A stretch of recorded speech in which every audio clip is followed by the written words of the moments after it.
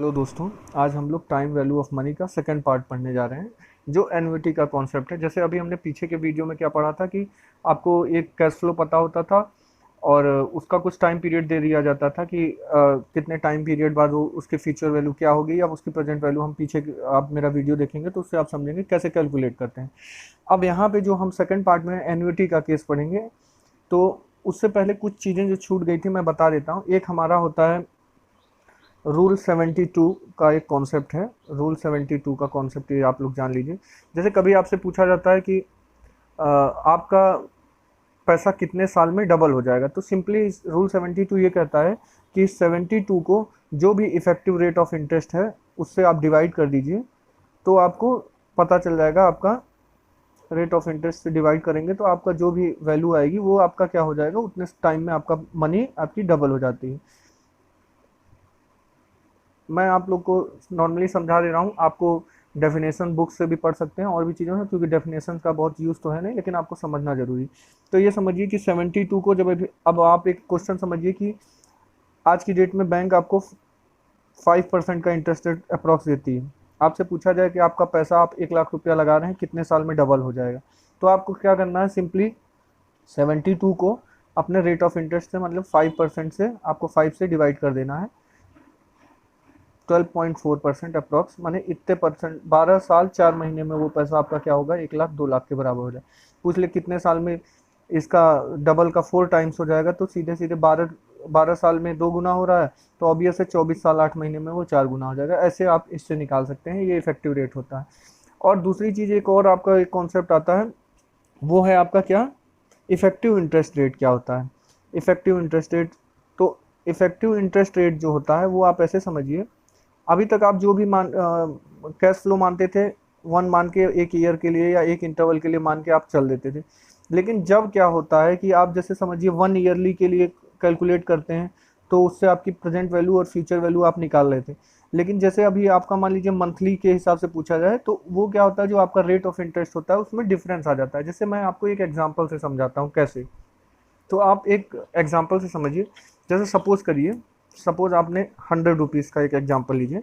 100 rupees है, आपकी present value दे दी गई है और आपसे पूछा गया एक साल ईयर, एक साल बाद, और एनुअली कंपाउंड हो रहा है पैसा, और रेट ऑफ इंटरेस्ट आपको मान लीजिए 10%, हम इजी के लिए जिससे आपको समझ में आए 10% हमने ले लिया।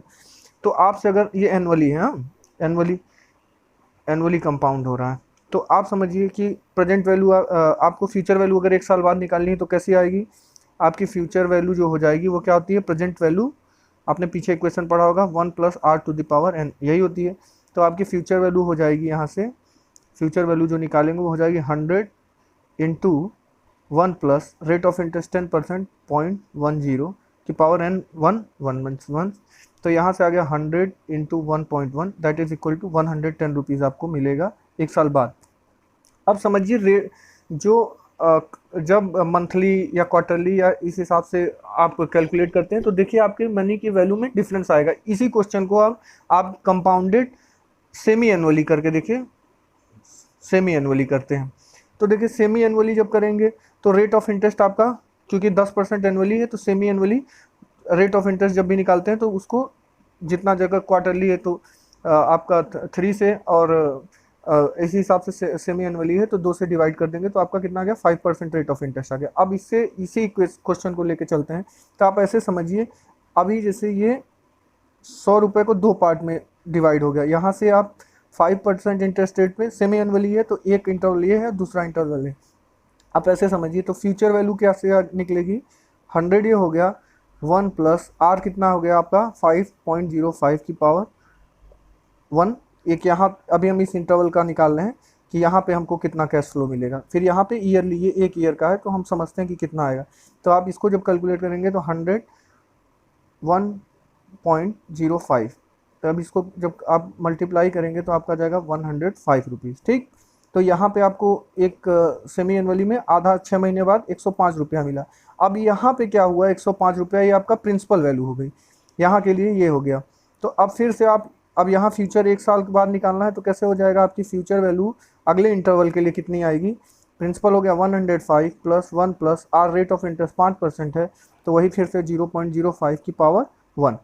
ठीक, तो क्या हो गया 105 इंटू 1.05। आप इसको निकालेंगे तो आपका ये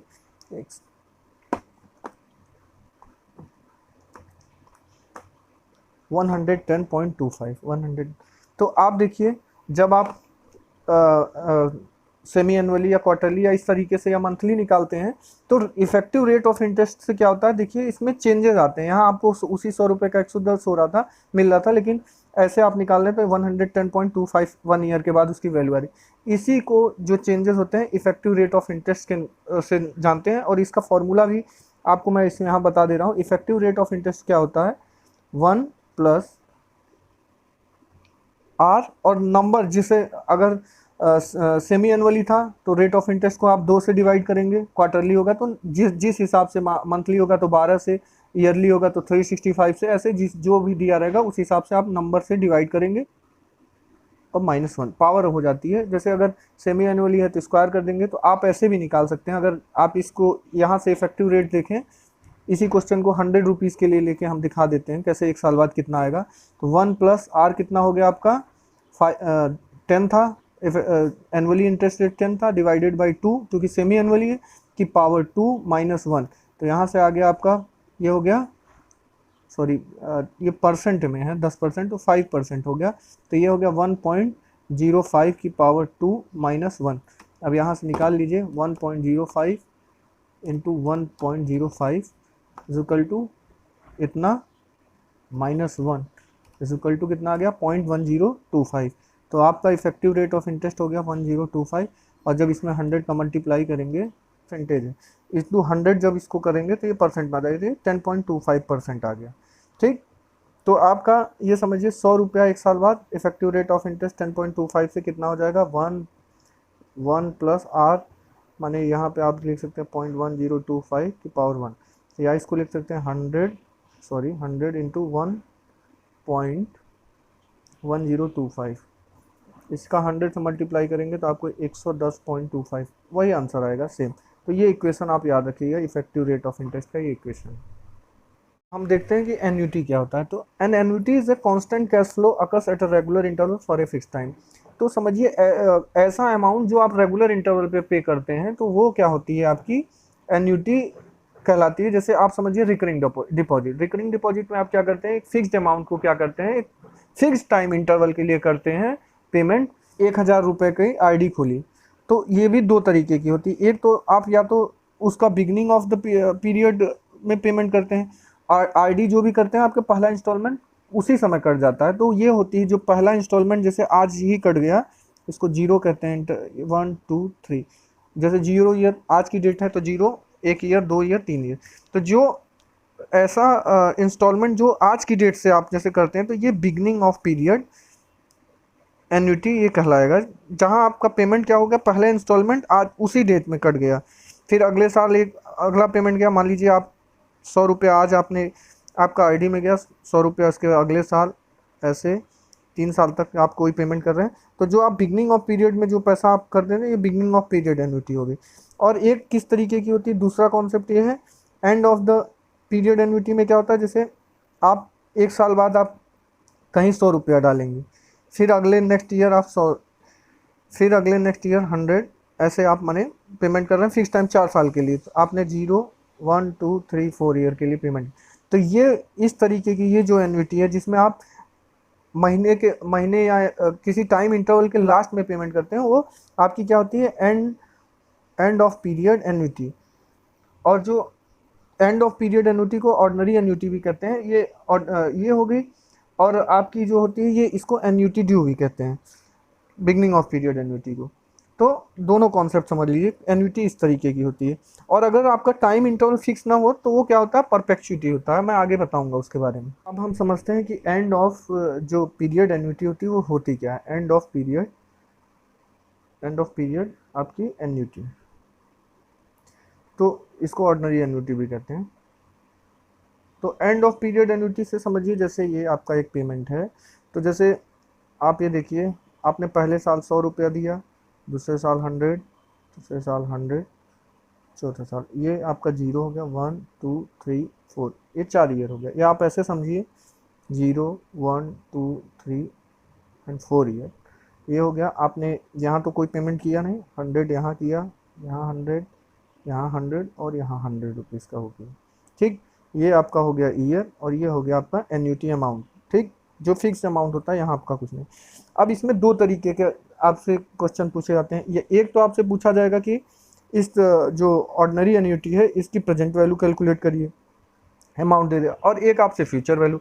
तो आपको जब प्रेजेंट वैल्यू लाना है तो आपको क्या करना है, आप ये समझिए कि जैसे आपने पीछे एग्जांपल में प्रेजेंट वैल्यू निकालते थे, अभी इधर का पार्ट भूल जाइए।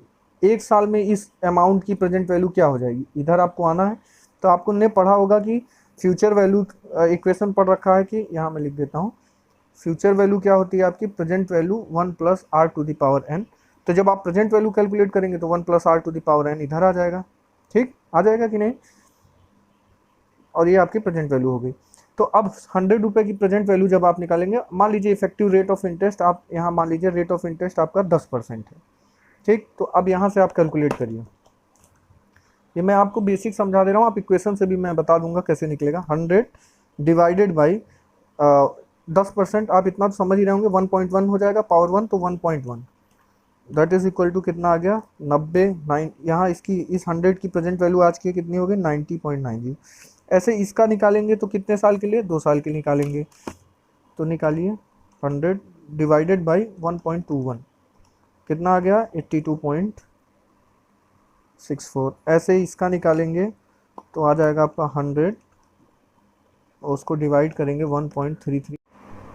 तो अब जब इसको जब डिवाइड करेंगे तो 75 ऐसे आप 100 को डिवाइड करेंगे 1.4661 से, तो ये आपका इतना आ गया 68.44। तो आपकी प्रेजेंट वैल्यू, यहाँ प्रेजेंट वैल्यू मैं निकालता हूँ और उसके बाद हम फ्यूचर वैल्यू निकालेंगे। तो प्रेजेंट वैल्यू कितनी आई, यहाँ पे आया आपका 90.90, यहाँ पे ऐसे आया 82.64, 75.13 एंड 68.44। इसको आप जोड़िए, 90.90 plus 82.64 plus 75.13 plus 68.44, that is आपका आ गया 317 रुपया 11 पैसे। अब आपको मान लीजिए फ्यूचर वैल्यू पूछ ली जाए, इसका अगला कॉन्सेप्ट एक आता है, जैसे आप ऑर्डिनरी एन्युटी का प्रेजेंट वैल्यू पूछ लेगा या आपसे फ्यूचर वैल्यू पूछ लेगा। तो आपने जैसे इंटरवल पे दिया, अब फ्यूचर वैल्यू आप निकालिए, तो आप फ्यूचर वैल्यू यहाँ से निकालेंगे। तो इस अमाउंट के लिए तो इसकी फ्यूचर वैल्यू यहाँ पे कुछ है नहीं, तो सेम एज इट इज़ 100 उतर गया यहाँ पे, ये हमारी प्रेजेंट वैल्यू आई। ठीक, अब हम फ्यूचर वैल्यू निकाल रहे हैं। अब इस अमाउंट के लिए फ्यूचर वैल्यू आप जब इसको इधर, यहाँ मैंने प्रेजेंट वैल्यू नीचे की तरफ दिखाया, ऊपर की तरफ मैं इधर से दिखाता हूँ, ये प्रेजेंट वैल्यू इसकी इसकी और सॉरी फ्यूचर वैल्यू निकालेंगे। तो इस अमाउंट के लिए तो 100 ही हो गया, इस अमाउंट के लिए कितना, 1 साल का डिफरेंस है, तो 1 साल में इसकी फ्यूचर वैल्यू कितनी होगी, तो आपने पढ़ा होगा 100 1 plus r to the power n, तो 1 plus r rate of interest 10% है तो 1.1। तो आप यहाँ पे जगह नहीं बची है तो मैं इधर ही लिख दे रहा हूँ, आप यहाँ कैलकुलेटर से समझिए, 100 इंटू 1.1 इज इक्वल टू 110, ये आ गया आपका 110। ऐसे यहाँ 121 आ जाएगा, यहाँ 133.1 ऐसे आ गया। तो आपकी अब फ्यूचर वैल्यू ये कितनी आ गई, आप इसको जोड़िए, 100 प्लस 110 प्लस 121 प्लस 133.1, तो एक वो उससे ले रहे हैं 110, यहाँ आया आपका 121 एंड 133। तो आपकी फ्यूचर वैल्यू उसी अमाउंट की एन्युटी ड्यू 100 के लिए कितनी है, रेट ऑफ इंटरेस्ट जब 10 है तो आ गई 464। तो आप ऐसे प्रेजेंट वैल्यू और फ्यूचर वैल्यू, ये बेसिक कॉन्सेप्ट है। एग्जाम में आपको इतना कुछ करने की ज़रूरत नहीं, आपके पास सिंपल फार्मूला रहता है। Present value annuity, ordinary annuity का जो फार्मूला होता है वो आपका क्या होता है, A upon r 1 minus 1 upon 1 plus r to the power n, ये आपका फॉर्मूला होता है। अब आप इसका देखिए यहाँ से सीधा, और फ्यूचर वैल्यू भी देख लीजिए। फ्यूचर वैल्यू का फॉर्मूला जो होता है वो क्या होता है, A upon r in bracket 1 plus r की पावर एन माइनस 1। अब यहाँ से आप प्रेजेंट वैल्यू दिखा लिए, तो आपका इसी क्वेश्चन का मैं दिखा देता हूँ सॉल्व करके, ताकि आप कंफ्यूज ना हो। तो आपको एग्जाम में इतना, ये आप बेसिक समझे रहिए, लेकिन आपको एग्जाम में इतना करने की जरूरत नहीं, आप सीधा फॉर्मूले पे रखिए। 100 divided by r, rate of interest 10% था तो 0.10 इंटू 1 माइनस 1 अपॉन 1 प्लस 0.10 की पावर कितना साल बाद, 4 साल हुआ था, 1 2 3 4 इंटरवल थे, 4 साल पावर 4, ये ब्रैकेट बंद हो गया। तो आपका यहाँ आ गया 1000 इन ब्रैकेट 1 - 1 / 1.1 की पावर 4, ये हो गया। अब यहाँ से देखिए आप 1.1 को 4 टाइम मल्टीप्लाई करेंगे, आप कर लीजिएगा, मुझे याद है तो मैं यहाँ लिख दे रहा हूँ 1 - 1/1.4641 ऐसे ही कुछ आएगा। तो अब 1 को आप डिवाइड करेंगे 1.461 से, तो आपका आंसर आया कितना, 0.68। तो ये आ गया 1000 और इधर आ गया आपका 1 - 0.684। इसको आप 1 - 0.684 घटाएंगे तो आ गया आपका 316.316 इंटू 1000। अब इसके करेंगे तो आपका 316 दशमलव कुछ आएगा आंसर अप्रोक्स। और ये देखिए आपका यहाँ कितनी प्रेजेंट वैल्यू निकली थी, आपकी जो आई थी वो 370 दशमलव कुछ, चूंकि हम पॉइंट डेसिमल हमने छोड़ दिए हैं तो इसलिए डिफरेंस है। तो 316 यहाँ है 3, तो ये आपका लेंदी होगा, लेकिन बेसिक कॉन्सेप्ट आपको दोनों आने चाहिए। ऐसे ही आप फ्यूचर वैल्यू जब इस इक्वेशन पे रख के निकालेंगे तो आपका फ्यूचर वैल्यू का भी आंसर आ जाएगा। अब आपको मैं फ्यूचर वैल्यू भी इस इक्वेशन पे रख के, आप ये दोनों, ये इक्वेशन आपको याद रखना है, आपको एग्जाम में एन्युटी, ऑर्डिनरी एन्युटी का जब क्वेश्चन आएगा इस तरीके से तो आपको फटाक से इस पे रख के आंसर निकाल लेना। तो आपको फ्यूचर वैल्यू जब निकालना है तो फ्यूचर वैल्यू क्या है, आपकी फ्यूचर वैल्यू जो हो गई वो क्या है, 100 divided by 0.10 rate of interest है, 1 + 0.10 की पावर 4 4 साल के लिए -1। तो यहाँ से आपका कितना आ गया 1000 इंटू, जब इसका 1.1 की पावर 4 करेंगे तो 1.46 कितना आता, 4641 ऐसे ही कुछ आएगा -1। तो यहाँ से आप करेंगे तो आ जाएगा आपका 1000 इंटू 0.4641, और जब इसका मल्टीप्लाई करेंगे तो 464.1 ये, और आपका ऊपर यहाँ आप देखेंगे फ्यूचर वैल्यू। तो आपको इक्वेशन से सॉल्व करने में इजी पड़ेगा। और एक मेथड और रहता है, आपको अगर चार्ट दे दिया गया तो आप उससे भी सॉल्व कर सकते हैं, जैसे मैं उसको भी बता देता हूँ आपको। तो आप जैसे आपकी बुक में ये चार्ट दिख रहे हैं, इसमें प्रेजेंट वैल्यू ऑर्डिनरी एन्युटी का टेबल है, फ्यूचर वैल्यू के लिए दिया ही नहीं है। तो आपको मैं प्रेजेंट बता दे रहा हूँ, आप फ्यूचर का भी एक टेबल होती है, ऐसी ही होती है। तो देखिए जैसे आपको, आप इसी एग्जांपल को देखिए, जैसे जो आपको मैं बता रहा था, 100 रुपीज़ था, रेट ऑफ इंटरेस्ट 10 था, और हमको प्रेजेंट वैल्यू अगर निकालना है तो कैसे निकलेगी। तो यहाँ हमने देखिए प्रेजेंट वैल्यू सॉल्व किया था, तो देखिए आपका आंसर 316 आया था। आप ऐसे समझिए 10% इंटरेस्ट रेट, बुक में आप देखिए 10% इंटरेस्ट रेट, और आपको कितना 4 साल के लिए चाहिए, तो उसका आप जो फैक्टर आएगा वो कितना आ रहा है आपका, यहाँ पे देखेंगे आप तो ये है ना 10% 4 साल के 3.170। अब डायरेक्ट आपको क्या करना है, 100 इंटू 3.170 का मल्टीप्लाई करिए तो कितना आ गया 317, जो आपकी क्या हो गई, प्रेजेंट वैल्यू हो गई 100 रुपीज़ के लिए। ये यहाँ पे है और ये आप यहाँ से 370। तो आपको अगर टेबल दी होगी तो आप टेबल से और जल्दी लगा सकते हैं, और अगर आपको टेबल नहीं दी है तो आप दोनों तीनों मेथड सब समझे रहिए, आपको ईजी पड़ेगा। और इसका इक्वेशन भी मैं, आप चाहेंगे तो मैं बता सकता हूँ कैसे होगा, वो भी मैं समझा देता हूँ इधर। देखिए जैसे आप समझिए, ऐसे समझिए, आपकी ये पेमेंट हुई 1 2 3, ये यहाँ पे मान लीजिए annuity a rate of interest r माना ही आपने। तो अब समझिए यहाँ से आप देखिए, जब आप प्रेजेंट वैल्यू निकालेंगे तो क्या हो जाएगा, इसकी प्रेजेंट वैल्यू कितनी हो जाएगी, ए अपॉन यहाँ से आएंगे 1 + r की पावर n 1 है। ऐसे यहाँ पे आएंगे तो ए दूसरे साल के लिए कितना हो गया, ये दूसरा हो गया, तीसरा साल हो गया, तो दूसरे साल के लिए 1 + r की पावर 2 हो गया। ऐसे ही इसके ए 1 + r की पावर 3, ऐसे अगर nth टर्म होता, n टाइम तक होता, तो ए कितना हो जाता, 1 + r to the power n। अब इनको अगर आपको सारी इसकी प्रेजेंट वैल्यू जाननी होगी तो क्या करेंगे, आप सबको ऐड कर देंगे, a + 1 ये 1 + r का होल स्क्वायर, ऐसे up to a 1 + r to the power n। ये देखिए कॉमन है तो a को आप बाहर ले लीजिए, ये हो गया 1/1 + r प्लस 1/1 + r का whole square up to 1 + r to the power n। आप लोग ने मैथमेटिक्स कभी पढ़ी होगी तो उसमें आपको एक जीपी सीरीज मिलती थी, जीपी, उसमें a r² ऐसे करके जब बनता था तो आप उसका फॉर्मूला था, बाहर रहता था r to the power n -1 upon r -1, 1/1 + r -1, ये हो गया। अब आप यहाँ से जब इसको सॉल्व करेंगे, आपको जीपी का फॉर्मूला होता है a ब्रैकेट में, ये होता है r to the power n -1 upon sum of the nth term का फॉर्मूला यही होता है, ये जीपी फॉर्मूला होता है। तो आपने इसी इक्वेशन पे रखा, ए यहाँ पे कॉमन है, तो आपका पहला टर्म ए से डिपेंडेंट था, 1/r हो गया, ये हो गया 1+r⁻n-1/e। अब आप इसको सॉल्व करिए, ए यहाँ आ गया 1/1+r। अब यहाँ देखिए, आप अगर ये देखेंगे या छोड़ इसको ऐसे लिखिए 1/1+r⁻n, ऐसे भी लिख सकते हैं 1 की पावर तो 1 -1 और डिवाइडेड बाय, अब नीचे अगर आप 1+r कॉमन कर लेंगे तो यहाँ आ गया 1+r-1, यही आएगा ना, नहीं 1 माइनस, यहाँ माइनस आएगा क्योंकि इधर तो 1+r से 1+r कटा तो 1 आ गया, और यहाँ पे 1+r ऊपर गया तो -r -1 से +1 कट गया। तो आप यहाँ पे देखिए आपका इक्वेशन जो बना वो क्या हो गया, a 1/1+r, और यहाँ पे रहेगा ही 1/1+r⁻n-1 अपॉन, अब यहाँ नीचे कितना आ रहा है आपका, ये हो गया -r/1+r। आप देखेंगे इससे ये कट जाएगा, क्योंकि ये ऊपर जाएगा तो ये कट गया, तो आपका यहाँ से आ गया a, और ये हो गया आपका 1/1+r⁻n-1 अपॉन -r। ये आप यहाँ से ऐसे भी लिख सकते हैं, इसको a/r लिख सकते हैं, और यहाँ से चूंकि माइनस साइन है तो ये हो जाएगा प्लस में 1-1/1+r⁻n।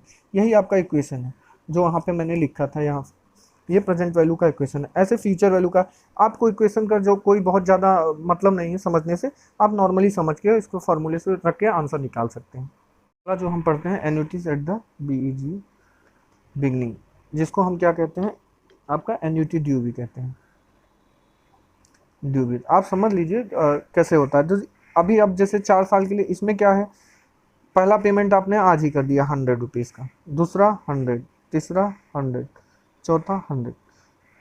आप बिगनिंग में ही चूंकि कर रहे हैं तो आपका जो पहला पेमेंट हो गया वो आज ही हो गया 1 2 3। अब 4 साल के लिए जब आप कैलकुलेट करते हैं तो ये आपकी beginning of the period annuity है। चौथे में आपको करना ही नहीं, क्योंकि आपका पहला इंस्टॉलमेंट इधर ही पेमेंट हो गया। आप इसको निकालेंगे, इसका निकालेंगे, इसका निकालेंगे, लेकिन एक टर्म आप देखिए, एक टर्म का कम हो जाता है। तो नॉर्मल जो आपका पीछे का फॉर्मूला था, इसमें क्या होता है, एक तो पहली चीज पहला टर्म जुड़ जाता है एक, क्योंकि इसकी प्रेजेंट वैल्यू आप निकालेंगे। आप अब ये देखिए जो एन्युटी एट द बिगनिंग या एन्युटी ड्यू होता है, इसमें क्या होता है, हम पहला इंस्टॉलमेंट पहले ही पे कर देते हैं। तो जैसे पहले 100, दूसरा 4 साल के लिए अगर हमने किया है कोई, तो क्या होता है पहला 100, दूसरा 100, तीसरा 100, चौथा, यहाँ कोई ज़रूरत ही नहीं। तो आप अगर इस एग्जाम्पल से समझिए और रेट ऑफ इंटरेस्ट 10% ही लीजिए, तो अब इसकी प्रेजेंट वैल्यू कितनी हो गई, प्रेजेंट वैल्यू अगर निकालना हो किसकी, एन्युटी ड्यू की। अभी हमने ऑर्डिनरी एन्युटी पढ़ा था, अब एन्युटी ड्यू है, तो इसका 100 का कितना हो जाएगा, तो 100 पहला टर्म ऐसे ही उतर जाएगा। दूसरी 100 divided by 1.1 that is equal to 90.90, plus ऐसे ही आएगा आपका 100 divided by 1.21 that is equal to 82.64 plus 100 divided by 1.331, कितना आ गया 75.13। अब आप इसको जोड़ेंगे तो कितना आ जाएगा, 100 plus 90.90 plus 82.64 plus 75.13 is equal to 348.67 आ गया। ठीक, अब आपको अगर फ्यूचर वैल्यू निकालनी हो तो आप कैसे निकालेंगे, यहाँ से अब ऊपर से इधर से चलिए तो क्या हो जाएगा 100, अब ये प्रेजेंट वैल्यू आपकी आ गई। ठीक, अब ऐसे ही मैं फ्यूचर वैल्यू आपको समझाता हूँ, एन्युटी ड्यू का आएगा तो कैसे आएगा, यहाँ से आ गया आपका 100, 1 प्लस r⁻n 1.1 हो गया, ऐसे प्लस 100 इंटू 1.21 प्लस 100 इंटू 1.331 और 100 इंटू 1.4661। तो यहाँ से आ गया आपका, ये हो गया 110 प्लस 121 प्लस 133 प्लस 146, जोड़िए आप तो 1 प्लस 133 प्लस 146 इक्वल टू 510 रुपये आ गया। तो आप ये देखिए कि दोनों में अब इक्वेशन भी समझ लीजिए, इन दोनों की क्या इक्वेशन है। आपको जब भी निकालना होगा तो आपको इतना कैलकुलेट करने की कोई ज़रूरत नहीं। तो इसमें क्या होता है, इसमें एक तो देखिए आप यहाँ देख रहे हैं कि पहला टर्म जुड़ जाता है, और दूसरा क्या होता है कि एक टर्म कम निकलता है, क्योंकि आपकी पेमेंट पहले ही तीसरे साल में ही चौथे की हो गई है। तो क्या होता है, एक टर्म घट जाता है। तो आपका फॉर्मूला में कुछ नहीं, एक ए जुड़ गया है, और क्या था आपका फॉर्मूला a/r 1-1/1 प्लस r⁻ जो n है उसमें एक टर्म चूंकि यहाँ तीसरे में ही पेमेंट हो जाती है तो n-1 हो जाता है, और यहाँ पे चूंकि ये एक टर्म जुड़ जाता है तो इसलिए a। तो आपका जो present value of annuity due का फॉर्मूला ये है। तो आप समझ भी जाइए कैसे हुआ। इसका इक्वेशन भी बताया जा सकता है लेकिन वो बहुत टाइम लगाएगा और उसमें कोई यूज़फुल नहीं है। ऐसे फ्यूचर वैल्यू का जो फॉर्मूला होता है वो क्या होता है, a upon r in bracket 1 plus r और 1 plus r to the power n minus 1। ठीक, अब आप देखिए, अब आप इस पे इक्वेशन पे रख के देखिए। तो यहाँ से आपका इसी क्वेश्चन का हम समझ लेते हैं 100 का, इधर आंसर भी आप देखते रहिएगा। तो ये अगर प्रेजेंट वैल्यू एन्युटी ड्यू का निकालेंगे तो 100 प्लस 100 डिवाइडेड बाई आर, यहाँ माने 1000 आ जाएगा, 0.1 से डिवाइड हुआ, इन ब्रैकेट 1 माइनस 1 अपॉन 1 प्लस कितने, 4 साल के लिए था तो n माइनस 1 3 ईयर हो गया, तो 1 divided by 1.331 is equal to कितना आ गया 0.75, और इसमें से माइनस 1 घटाएंगे तो आपका आ जाएगा 0.2486। तो आप इसको ऐसे लिखिए, और इसमें जब 1000 का मल्टीप्लाई करेंगे इंटू 1000 तो आपका आ गया 248 रुपीज़ आएगा इधर, प्लस 100 तो आपका आ गया 348। मैंने पॉइंट हटा के बताया, यहाँ पे 1.331 आएगा, इसकी क्यूब करेंगे, आप सॉल्व करेंगे तो आपको यही आंसर मिलेगा। तो देखिए आपका ये प्रेजेंट वैल्यू का आंसर आया। तो आपका यही आप अगर ऐसे लगाएंगे, बेसिक समझे रहेंगे तो आप वैसे भी लगा सकते हैं। कभी अमाउंट डिफर भी हो गया तो आप सॉल्व कर लेंगे, तब आपको फॉर्मूला से कंफ्यूज नहीं होंगे। और अगर आपको बेसिक ही नहीं पता होगा तो आप फॉर्मूला भी नहीं बैठा पाएंगे। और ऐसे ही आप इस वाले का देखिए, फ्यूचर वैल्यू एन्युटी ड्यू का ये फॉर्मूला जो है आप याद रखिएगा। तो अब आप फ्यूचर वैल्यू का इसी तरीके से कॉन्सेप्ट समझिए। यहाँ पे आपको फॉर्मूला दिया है ए अपॉन आर हो गया 1 प्लस आर और 1 plus r to the power n minus 1। आपने यहाँ वैल्यू निकाली, मैं देखिए इसको कैलकुलेट करके दिखाता हूँ आपको कैसे आएगा। यहाँ देखिए, तो ये हो गया 100 डिवाइडेड बाई आर कितना है आपका 0.10, और फिर आपका क्या था फॉर्मूला क्या है 1 प्लस आर, तो 1 प्लस आर 0.10 हो गया तो 1.1 हम डायरेक्ट लिख दे रहे हैं। और यहाँ कितना हो गया 1.1 की पावर n है, 1 प्लस आर की पावर n और माइनस 1, तो 1 प्लस आर की पावर 4 माइनस 1, ये ऐसे हो गया आपका। अब इसको सॉल्व करेंगे तो आपका आ जाएगा 1000 इंटू 1.1 ब्रैकेट में कितना हो गया, इसका आंसर निकालेंगे 1.1 की पावर 4 तो 1.4641 ऐसे ही आएगा माइनस 1। यहाँ से आप निकालेंगे तो आ गया 1100, और जब इसमें से ये घटाएंगे तो कितना आ जाएगा 0.4641। अब 1100 का मल्टीप्लाई करिए, 1100 इंटू 0.4641 510.51 510.51, ये आंसर और ये आंसर सेम ही है, थोड़ा दशमलव का डिफरेंस है। अब आप चाहेंगे तो आप इससे अगर समझ के लगाएंगे तो आपको समझ में आ जाएगा कि कैसे निकला है क्वेश्चन और फॉर्मूले भी कैसे डिराइव हुए हैं। और अगर आप ये नहीं समझेंगे तो आपको दोनों चीज़, तो आपको फॉर्मूले याद रखने हैं और आपको ये ईजी पड़ेगा। और डायरेक्ट आप उससे भी निकाल सकते हैं, अगर चार्ट आपको दिया हो तो आप सीधे सीधे उस फैक्टर से मल्टीप्लाई करेंगे उसमें और आपका आंसर आ जाएगा। अगला जो कॉन्सेप्ट है वो आपका आता है क्या है, परपेचुइटी।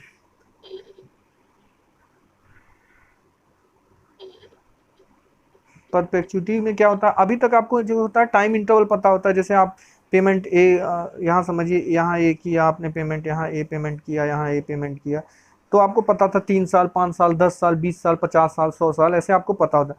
लेकिन आपको जब ये पता ही ना हो कि कितने पीरियड तक के लिए करना है, इनफाइनाइट पीरियड के लिए करना है, इस तरीके से जो रेगुलर इंटरवल पे आपका माने पेमेंट आता है या आप जो पैसा कर रहे हैं लेकिन आपको टाइम इंटरवल नहीं पता इनफाइनाइट टाइम के लिए, तो वो परपेचुइटी में आता है।